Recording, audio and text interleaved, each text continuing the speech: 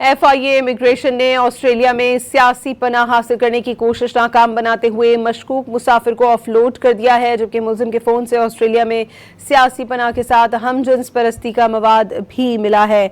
FIA immigration की कार्रवाई, मुलजिम ने 40 लाख रुपए अदा किए हैं। ऑस्ट्रेलिया में सियासी पनाह का ख्वाहिशमंद ऑफलोड, मजीद तफ्तीश की जा रही है। FIA इमिग्रेशन ने ऑस्ट्रेलिया में सियासी पनाह हासिल करने की कोशिश नाकाम बनाते हुए मशकूक मुसाफिर को ऑफलोड कर दिया है। मजीद बात करेंगे डॉन न्यूज़ के रिपोर्टर आसिम खान से। आसिम, क्या बताना है FIA हुक्काम का?